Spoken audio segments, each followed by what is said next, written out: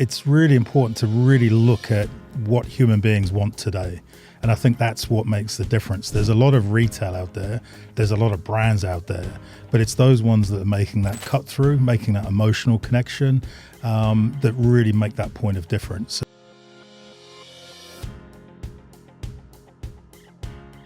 Hi, everyone, and welcome back to a new episode of the World Class Leader Show. And today I'm excited to have with me Bob Neville. Great to be here. Really great to be here. Fantastic, Bob. So let me tell you a little bit more about Bob. But first of all, it's the first time that we are recording face-to-face, so it's kind of an experience. So I think Bob and we decided to enjoy it. Yeah, basement of Somerset House. Just awesome place. Exactly. So we're in London. So for those people that don't follow the show, we're in London, Somerset House. And let's have fun. But first of all, before getting into the conversation, let me introduce properly Bob. So Bob is a global retail business expert who drives profitable growth. Bob has, for the last 32 years, worked all over the world with leading sports and footwear brands, including, amongst other, Adidas, New Balance, and Under Armour. From redefining operational processes to increase profits to building high-performance and highly engaged teams, Bob really understands the customer experience. The strategic global retail leader has made a name for himself, driving growth and innovation while transforming the retail landscape. Born in France, educated in the United Kingdom, currently residing between the United Kingdom and Hong Kong, Bob has launched over 10,000 stores concept around the world.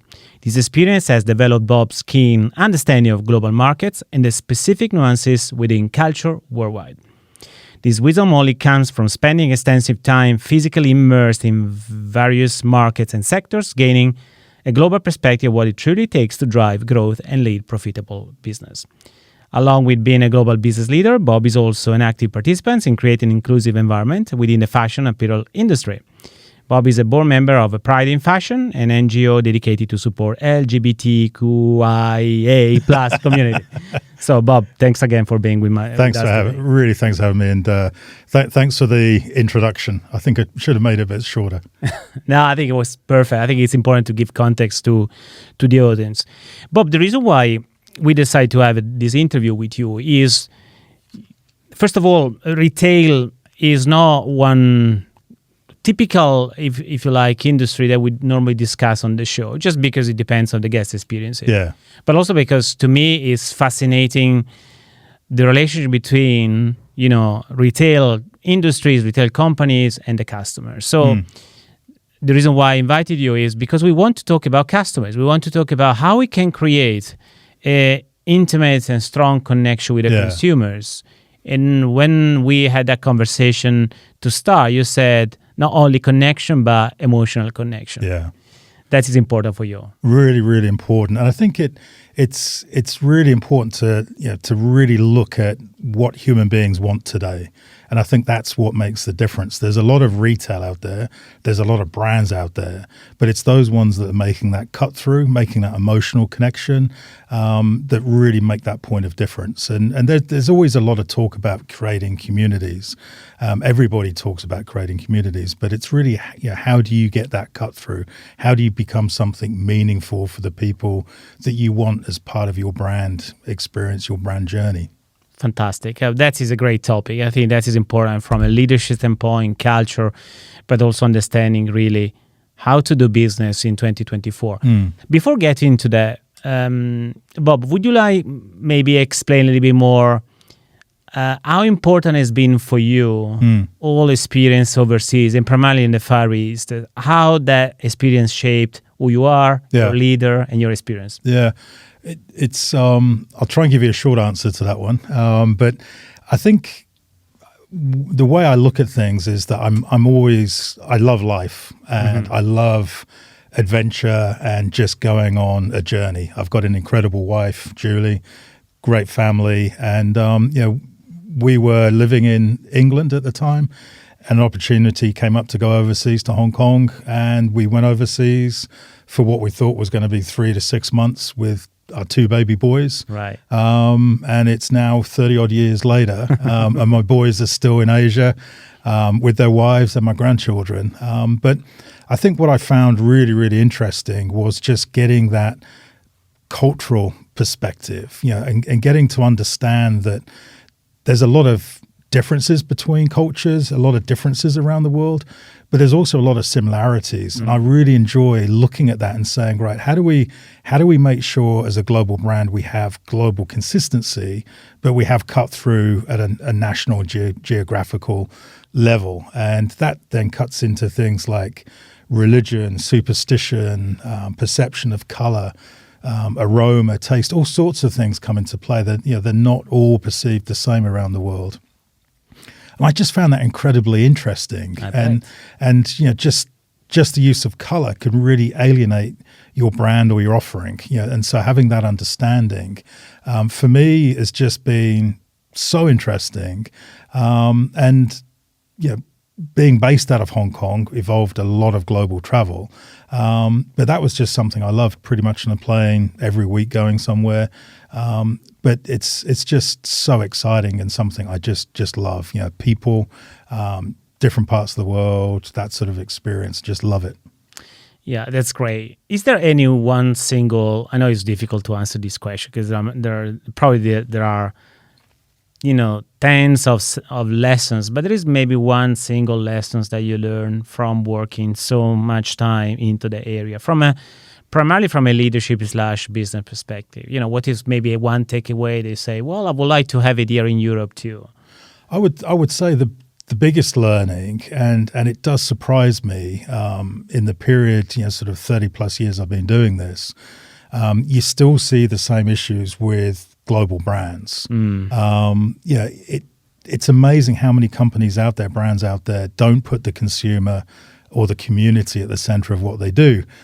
Quite often they have their own ways of working, the way they're structured internally, dictating how they communicate to consumers in a way that makes sense for the brand and their structure, rather than how the customer wants.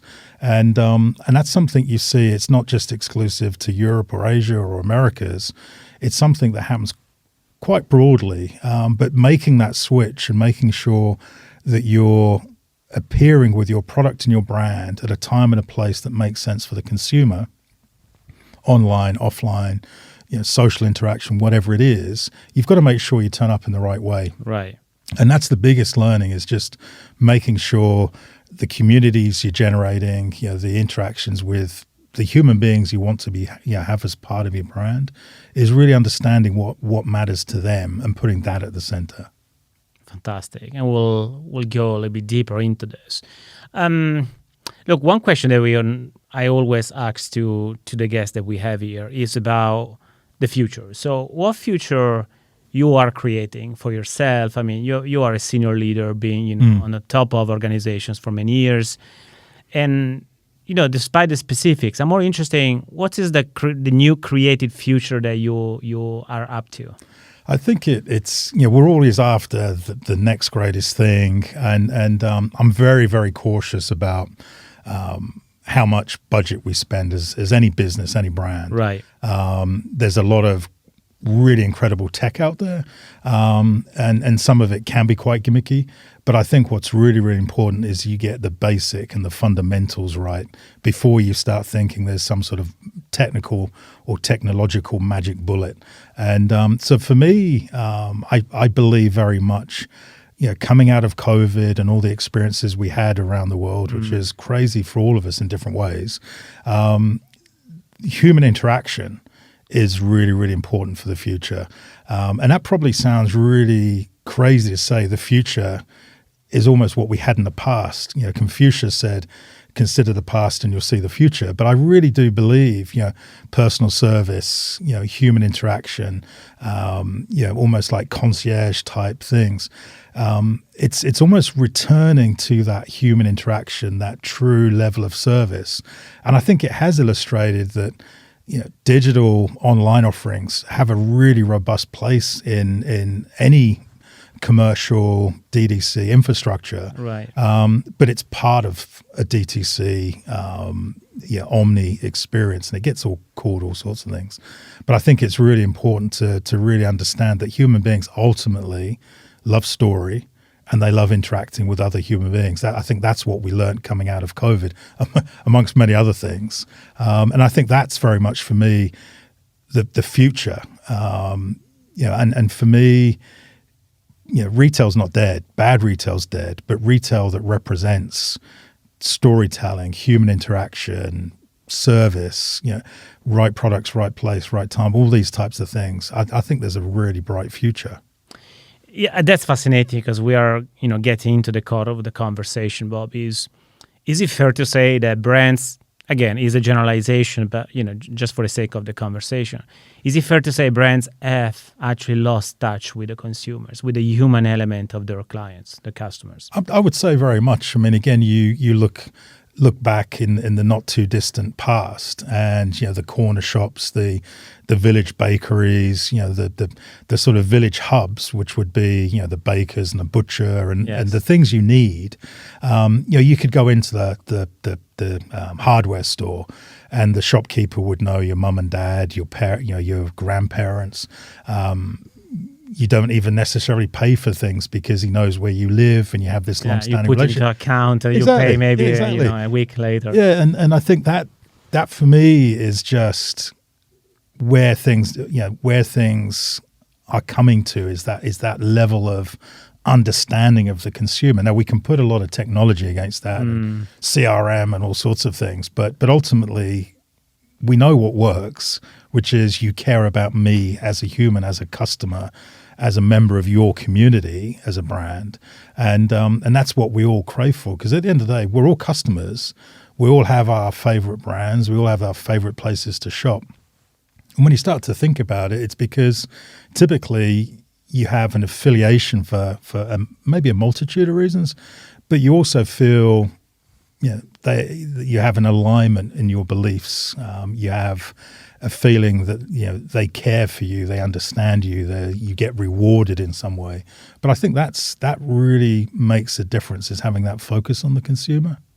So what is missing though? So I do agree with you. I think that's an experience that I have of course, for the work I do, I deal with companies that they are brands, and so I can see that. But also I can see the same thing from a consumer standpoint. So as a consumer, I lost completely any interest in brands at the moment because I don't see huge differentiation between one brand to the other. And I'm a consumer and I'm buying the same things that we all buy, from footwear to whatever else things that we tend to shop about. But really the question is what is missing for them? So I suppose many people that work in companies, they appreciate, they want to stay closer to the consumer. But for a reason or another, they are all missing the point of creating this emotional connection. Yeah. So what do you think is really missing? Is it the intention to get closer, or it's the way how they're running their business, the way how they lead their companies? What is really missing? Well, I think, there's a number of brands out there that are just killing it with regards to creating community. Some great examples. Yeah, exactly. Lululemon, Rafa. I'm a big fan of Patagonia because also there is a story about it. Oh, so. Exactly. It's there's some incredible thought leadership out there, but it's not just thought leadership, but they're actually illustrating through their actions. Yes. And I think their actions are consistent with the purpose of what they're saying, right? No, exactly. And I think sometimes you can get almost this sort of like following like sheep. That people can see a brand doing something really well and think it's as simple as a few words in a manifesto, and it's almost like everybody goes rushing over there, but not quite sure where that success came from or why that brand is so successful. So you've got to peel that back, and you've got to look at your own why, your own core values, and actually be true to who you are. Don't try and be somebody else. Don't try and be like the leader in the category, but be true to who you are, and make sure that you have a clear idea about your own identity, what you stand for, your unique set of values, and go after that. But I think sometimes it's that me too, I think, can actually do quite a bit of damage for those brands, that they sort of know they should be doing something, but they don't really understand how to do that. You hear lots of people, we have our own community. Well, you don't really. You have some people engaging with you, but you haven't really got that groundswell. So how do you create that groundswell? How do you really achieve cut through and be a leader of your particular category in the minds of consumers or the community that you're wanting to engage with or create. So, if I understand correctly, most of the brands, they gather or they create a community, but they don't necessarily have such a strong emotional connection with the community. So Yeah. the community is there, but they don't have the sort of human interaction that you are. No, I think talking of. I think it's you can do it, and it can be at quite a superficial level. Right. But to have longevity and a real purpose to it, it has to go a lot deeper. It has to. I mean, we as human beings, you can see through bullshit, and marketing and things, and know that it's superficial. And I think that's the biggest thing is you've got to be genuine, because if you're not genuine, people see that, and it will do more damage to your brand than if you didn't try and be creating a community. So being genuine, I think, is really important. And how much important is having such a strong purpose right now for a brand? Oh, it's really, really important. I mean, you could think about any category out there, product category out there. There's multiple choices when you think about footwear, different categories within footwear, different types of apparel, multiple brands in all these sort of categories and sectors. And you've got to turn around and go, why us? Why do we expect people to part with their hard-earned money with us? How do we resonate with them as fellow human beings? What do we mean to them? How can we become meaningful to those people? So that sense of purpose and is so important. And it's not as simple as we'll plant a tree for every pair of shoes we sell and things. I mean, again, it can become quite superficial. So the sense of purpose and turning up in ways that are unexpected, I think, is really important. Yeah, so you said before, purpose, identity, it sounds like these are the necessary conditions for a brand to really start creating not only community, but make sure that they are starting to acting and operating consistently with a purpose and identity. Yeah. Which to me, it goes back to the fundamental, I wouldn't say problem, but the question is all about leadership. Because at the end of the day leadership is role modeling, right? So the best leader are those people, they do what they say. So you see the same potential gap right now across the industry. Again, of course, there are some amazing stories there. Yeah. But generally speaking, do you see that is a real the job of the leader to demonstrate to be a role model as a leader into these companies? It is, but it has to be right through the organization, but definitely the leadership. Now, whether that's the chairman, the board, the CEO, whatever level, they have to be visibly living, breathing those values, having that purpose, imposing that through the way they act, how they live on a daily basis. Having integrity, being genuine. There's all those types of things, because again, we've all worked in organizations where we sit there and we're being told one thing, but you can see through actions it's something quite different. And I think it makes it hard in today's environment because there's a lot of turbulence out there. Yes. There's a lot of changing of CEOs, and sometimes there can be valid reasons for that. But again, it's sometimes there's a search for this magic bullet that if we change our CEO, then suddenly we're going to be profitable. Whereas it's actually culture, and doing, making sure that your brand or company has the right culture, creates that sense of purpose, individuals operating with integrity. That's not as easy as just switching a light on for a light switch. It's something you have to get people moving, starting to believe, living those values, and really understanding that. That's great. And then, it made me think about, especially for the large brands, but please correct me or tell me what you think about this, is even when you said before, it has to be across the entire organization. So I can even see some brands that have a very good intention. So the purpose is clear, the identity is strong, is consistent, and they try, especially in the corporate or the headquarters, trying to be consistent with the value. They try to do their best to act according to that. But then the reality is, as many organizations, not just in the retail, is you know, as much as you want to do that, but then as soon as you start to create this culture or in shaping this culture across the entire organization, I would say also then at the store level, things get lost somewhere.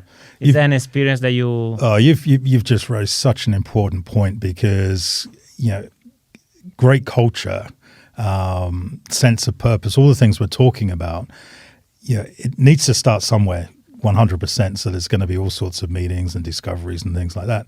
But ultimately, it depends on the brand, the business, the category, as how your business is delivered to that consumer, that customer. But I believe wholeheartedly, you know, the sales associates, the people on the shop floor, that is your brand. It doesn't. It's not the CEO. It's not that personality, that people may see in the news or in the media.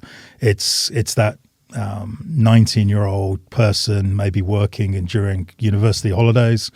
That is your brand. Yes. And if they're not empowered, if they're not along on the journey, then you're really going to struggle to really have cut through with your purpose and what you stand for. So for me, most recent experiences, you know, you've got 350 locations.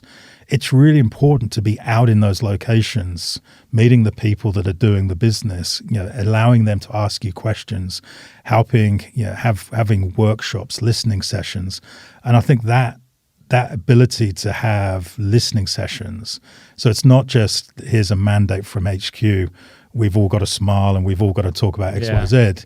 It's kind of lip service. Yeah, exactly. And I think it's important to validate anything you're doing with the people that are doing the business, the people that are interacting with the community and those individuals you want to engage with. Because if you don't, it's just like you and I sitting here in Somerset House now. I mean, we could have some great ideas, but if we don't come out of this podcast room, nobody's going to know about it. So it's so important to be actually out in the field.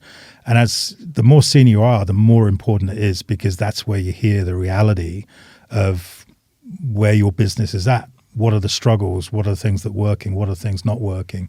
I'm a firm believer, I don't know who said it, but we have 2 ears and 1 mouth for a reason.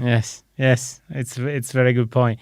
And I always say, at least that's my mantra, is every leader should really become a frontline leader. So spending more time, or most of his time actually talking to people in his organization. I think that's what you're saying. I think is just another way to say, be there supporting and tell the story, because that is a good segue of this, is what you started with. You said the power of storytelling, to tell your story, to make sure that you get closer to the consumer, etc. Is that your recipe? I mean, when we get to emotional connection with humans, what is your way of doing it? Practically speaking, what do you think a brand should start considering? Well, I think there's you have to peeling back the layers of an onion to get to the core of it. Might be a brand with many years of history, but sometimes the older the brand, sometimes the reason that brand came into existence can be forgotten. But I think even a new startup brand, starts for a reason. There's a passion about something, and I think to have a discovery of what was that emotional spark that meant that person decided they want to do a particular product or create some sort of service. It comes down to an emotional. You feel very passionate about something, and I think it's examining and seeing what that is, and then making sure you amplify that as it comes to consumers, community, whatever you want to call it, but the people that are going to spend our hard-earned money on the service or the products that you're creating. So I think you've got to be very clear about what you stand for, why you've come about, clarity of story. You've got to be, today more than ever, just very succinct and easy to understand, because around us every day now, there's just so many things competing for our time.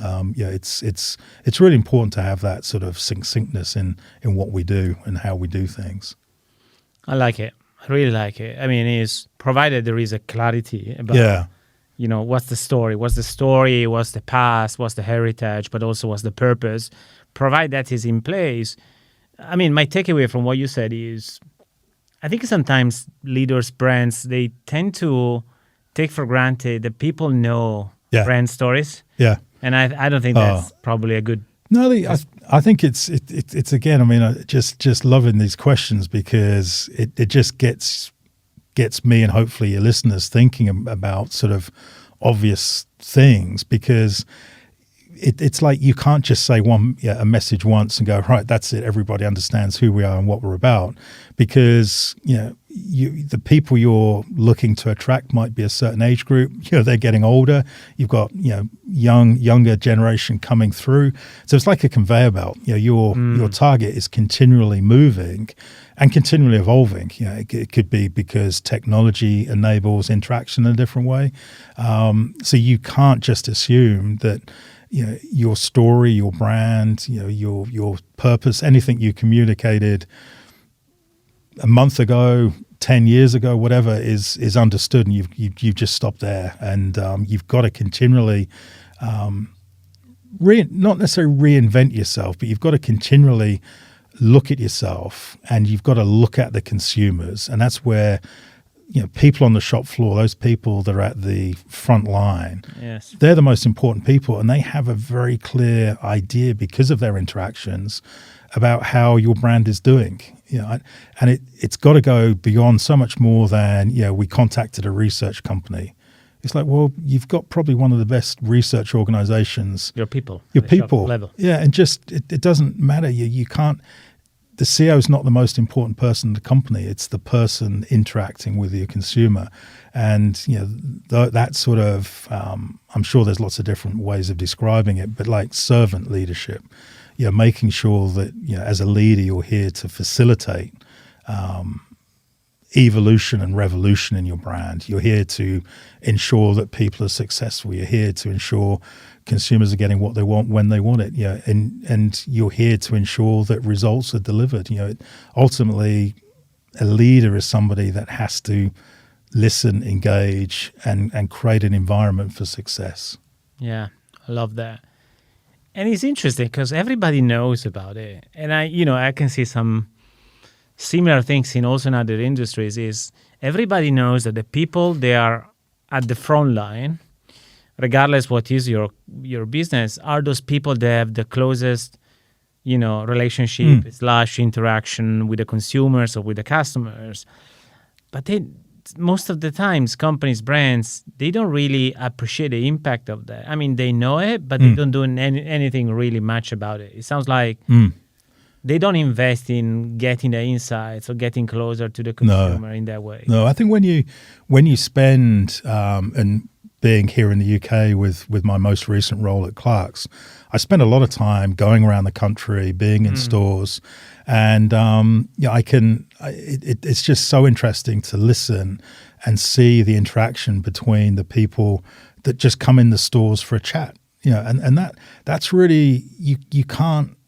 That's incredible value.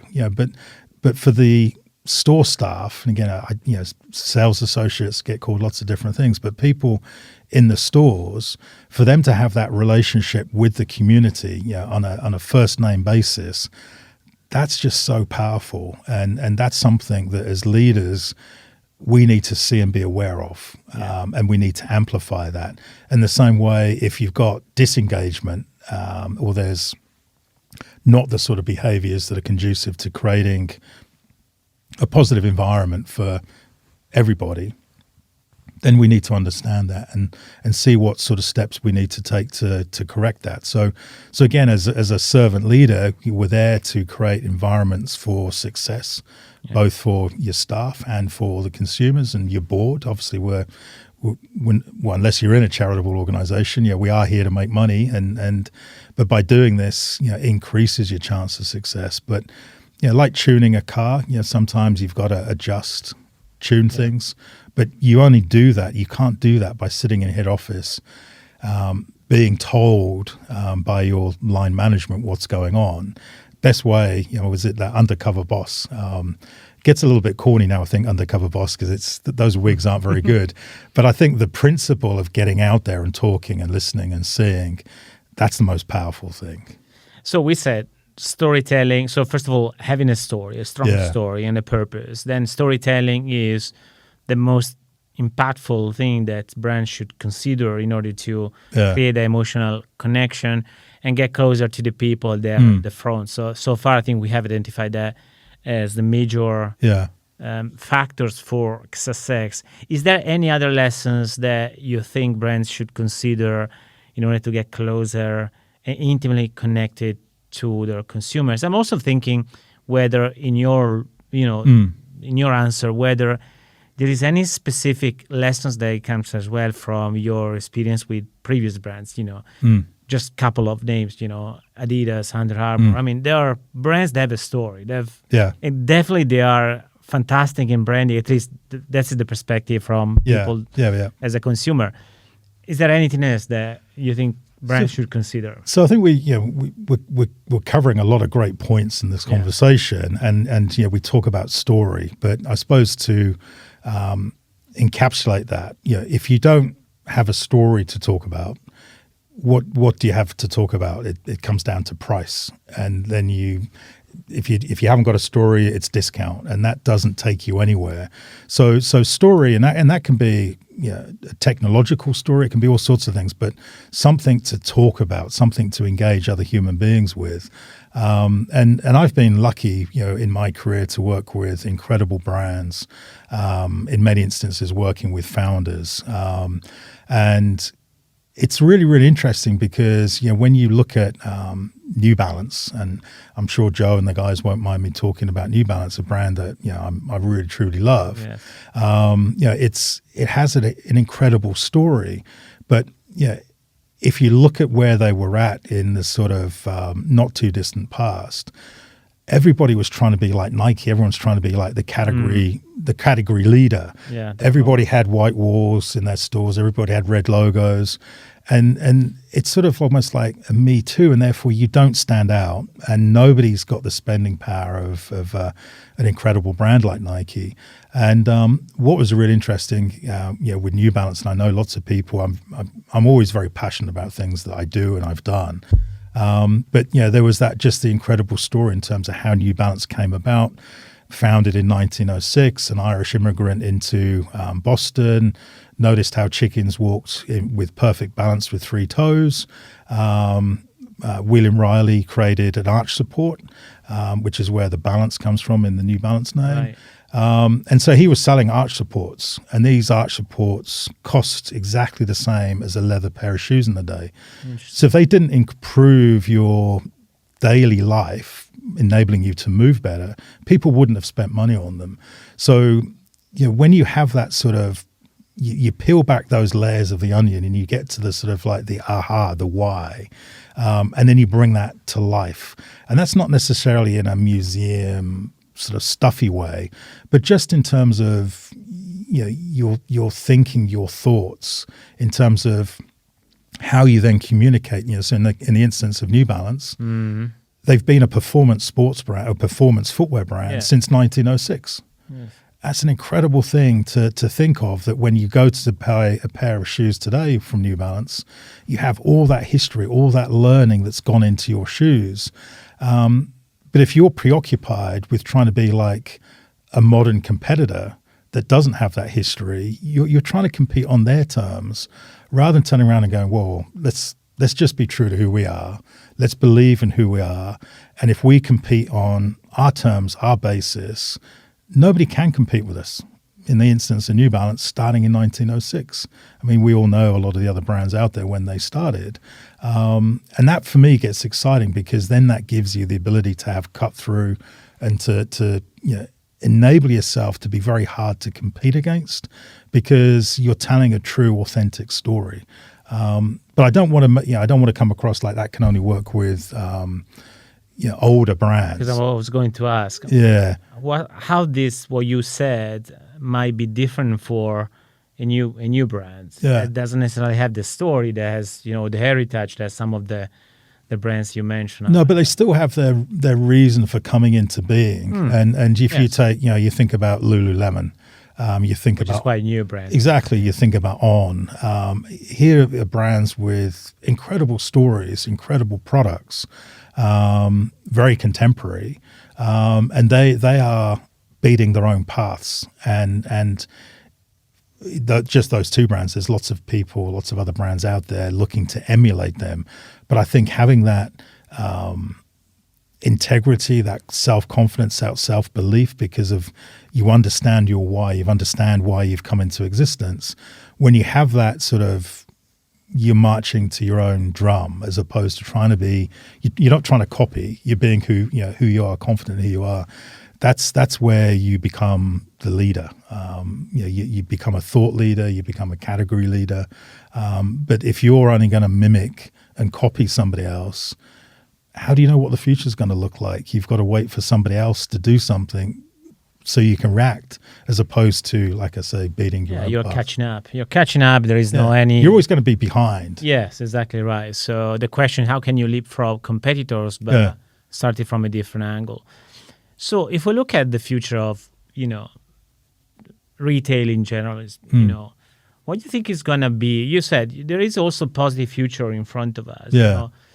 And I would say for maybe from a consumer angle, there is a little bit more skepticism because we see brands that are, again, we said before, kind of a copy and paste. So most of the brands out there, really, you can't really distinguish or separate one from another. So what's the point?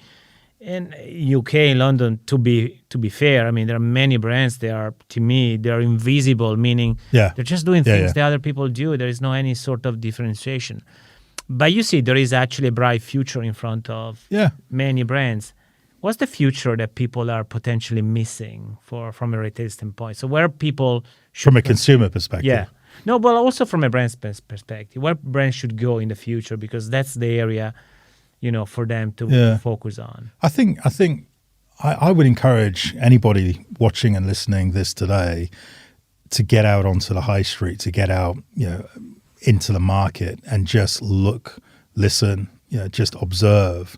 Because even, getting off the train and coming here to meet you today, you walk past a lot of retail. And, we hear about, retail's closing, the death of the high street, all this type of thing. On my way down here, there was at least 4 brands out there that had signs at the door saying, store at capacity, and they had people waiting outside. And that was probably 4 or 5 stores within 100 meters of each other, slightly different categories, but they're each one of those brands has a very strong personality, a very strong point of view. You think is the reason why these people were? Yeah, they you think like Birkenstock. There was a queue outside the store. The store was busy doing business, and then you had other stores which were more sort of, let's say, generic. There was plenty of space in those stores, and I think that's what's important. Is just like what are those? What are you standing for? What is your point of differentiation? What is your uniqueness? Whereas if you're just going along, like you said, you're like a Me Too brand, it's all sort of like, well, if you can't be bothered, why should I as a consumer be bothered? You want that point of differentiation. And like I say, to see those brands literally with signs saying store at capacity and people waiting for somebody to come out so they could walk in, that's magic sauce right there. But that is a great illustration of a brand that truly understands who they are, what they're about, what their community expects, the story they have, the products that meet that story and that narrative, and making sure they continually reinvent themselves, not in a way that invalidates themselves, but a way that gives themselves a bit of gives themselves that future. They continually evolve. You can't just sit there. If you're not growing, they say if you're not growing, you're dying. But I think that's really, really important. Get out there. Get out of your corporate office, your corner office in a high rise, and get out there and see those people purchasing products. What's that experience? Makes sense. But I can't stop thinking from, the online shopping experience. So how that's probably the last question I think to me is important. Yeah. How the online shopping experience actually is impacting what you just said? Meaning, if you have the opportunity to go on, to the store and meeting people, talk to people, provided there is a story and people tell the story, and you create that connection, with the brand through the people that are working at the shop level. But for those brands that are essentially operating only online, do you think it's going to be more difficult for them to create and to share the story and to create that connection because they're not physically present anymore? Well, I think it's interesting, and I never want to come across like an old guy with a grey beard and a bit of a stuck in the past. We've got to continually look at how we do things. But I think what's really, really interesting is that, pre-COVID, it was all sort of, as I've said, death of the high street. What can't you do online today? Pretty much everything. So why do people get up out of their houses and go to retail parks and shops and Covent Garden and places like that? It's because they want that physical experience.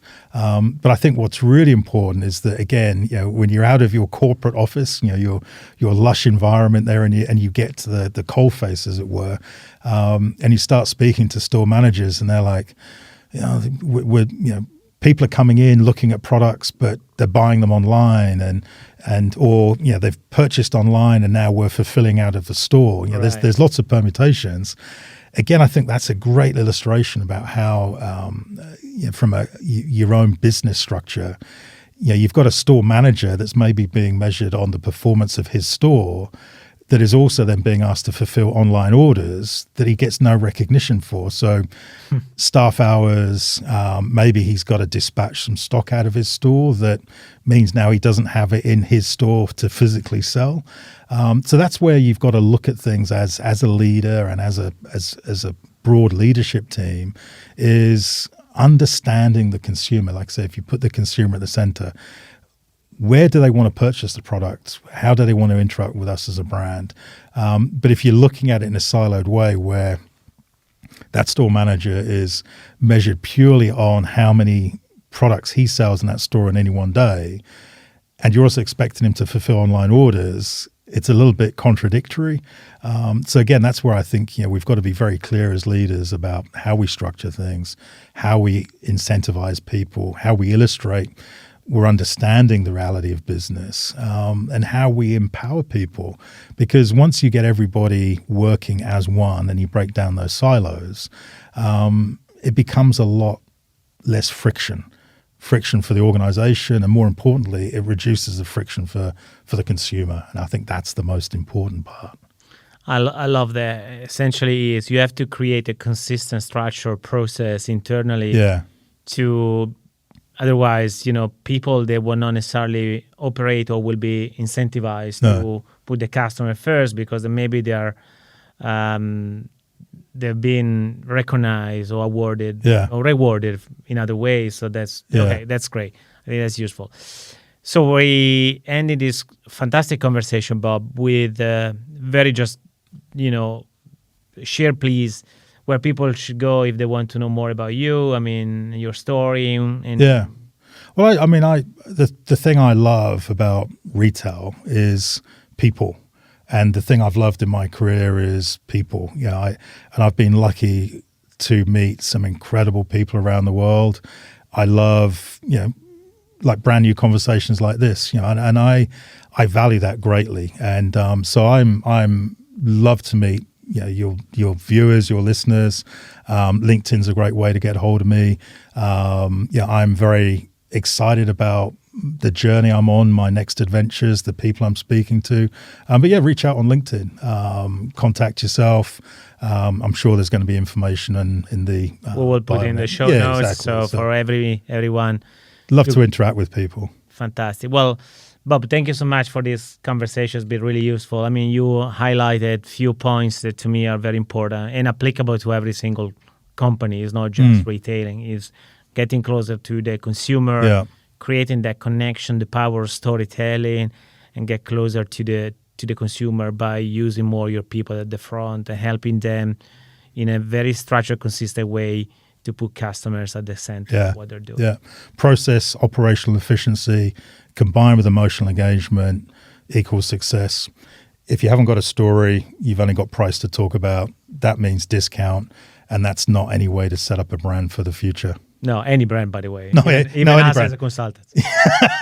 No, definite. I really appreciate the conversation, and I again, great meeting you, and just excited to further conversations with you, and keeping in contact. Thank you so much, Bob, and good luck for your next adventure. Thanks very much indeed.